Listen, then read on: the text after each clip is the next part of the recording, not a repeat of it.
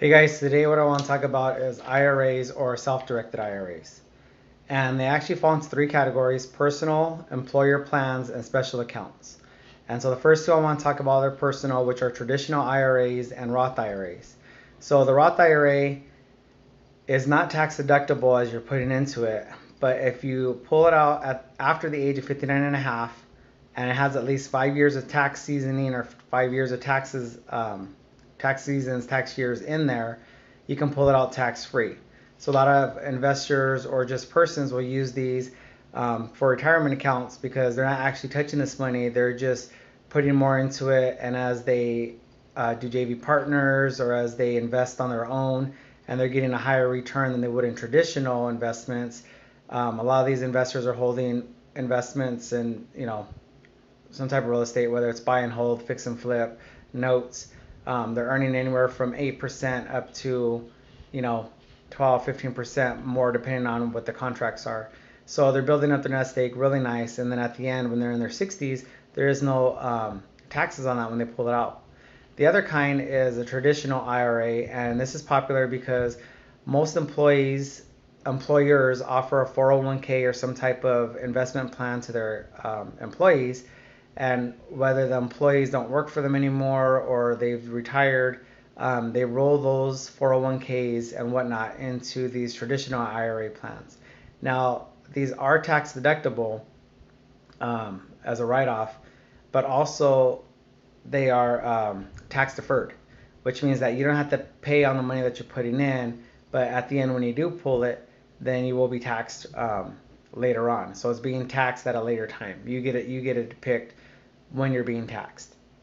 Now the second is for businesses or employers, and I'm not going to spend too much time on this because it really doesn't pertain to those unless they have a small business, a business entity, or they're self-employed.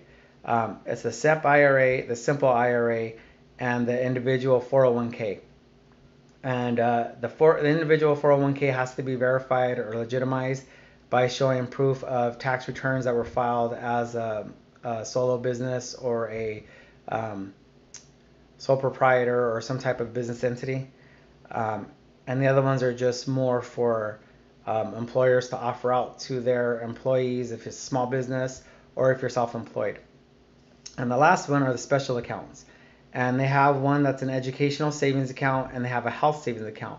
Now the educational savings account, what's cool about that is that you can put into that account and it goes from ages kindergarten up to college. So this is a great way to help save for your kids. And at the same time, I don't believe you're taxed. I have to do a little bit more research. I don't believe you're taxed. But I've heard of people that use it that have paid for uniforms, private school tuition. They paid for laptops, computers, and even internet in their house for up to a year, I believe. So they use it in creative ways. It is for your kids' education, and I'm sure just as much as you can verify and prove that it's for those reasons, that's what that fund is for, that type of IRA. And the last one is a health IRA, and that's for your needs and services depending on what the health write-offs would be. And you can put the money in and it becomes a tax write-off, and you can pull it out and it's tax-free. I believe just as long as you're showing that it's for health services, medication, maybe equipment, maybe visits, whatever it may be, but it's for that. And all 7 of these can be self-directed IRAs, which means that a typical IRA, you're having it being held at a bank. Whatever money you're putting in, they're investing it for you. If it's a 401k or something that's at your work, again, it's these bigger investment companies that are telling you what you can and can't invest in. Usually it's stocks and bonds, mutual funds, things like that. But if you make them self-directed IRAs and these become self-directed IRAs, you're the one who's saying where your money is going, how much of your money is going. You're negotiating terms on the payout. You're negotiating the interest that you're going to receive on the return. You're in control. You're in control of your own investments. And it's important to look out for your own money, really.